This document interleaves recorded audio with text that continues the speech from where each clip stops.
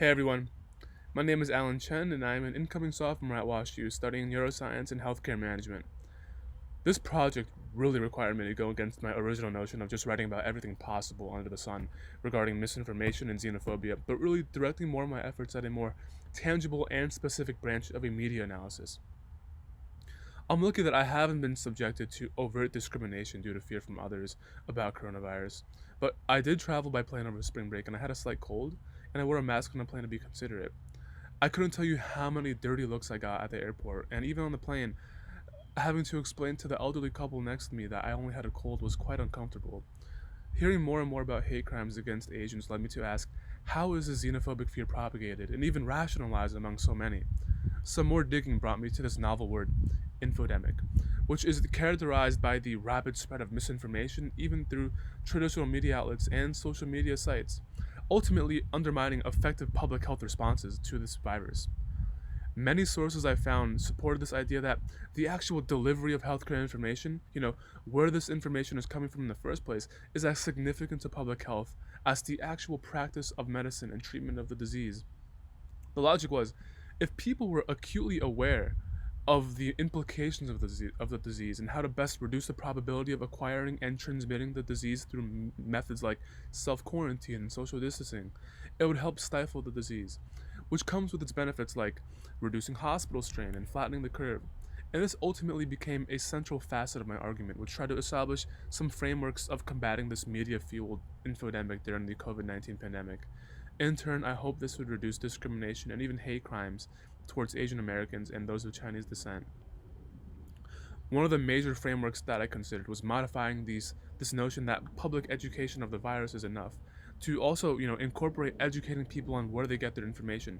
If we just said, go educate yourself, right? People would just go to the respective sources of news like TV, press conferences, social media even, which would just further spread this misinformation. Instead, directing people towards credible information, regardless of where it is. For example, from the WHO or the CDC or like educational institutions reporting on this virus, instead of relying purely on social media, should aid unsavvy media consumers to pursue more credible information. Now, I'm not telling you to just not go on social media here, as it's played such a critical role already in several anti racism movements recently, as well as spreading information about COVID 19. However, when it comes to the pandemic, being cautious about what sources to fully trust is imperative to combating hate towards Asian Americans. Ideally, we can change the overall rhetoric we use when discussing the virus.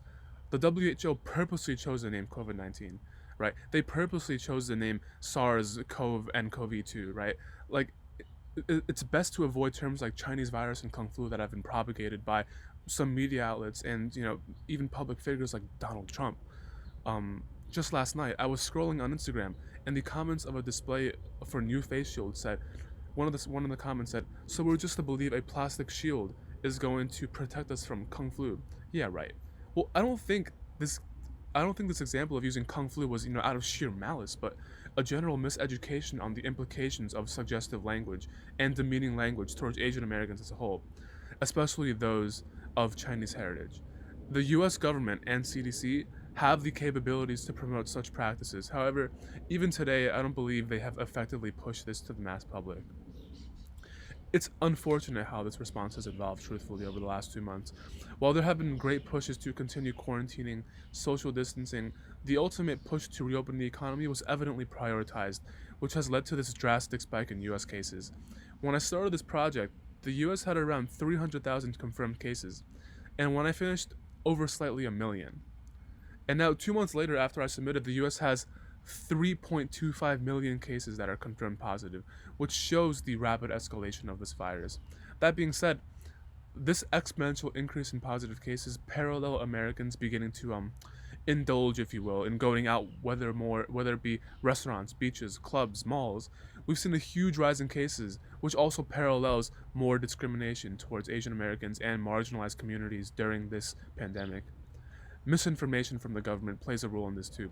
The US administration has, even falsely at times, perversely pushed this idea that we have effectively handled the virus, which we haven't, and that we are fully ready to start going back to normal, which evidently isn't true.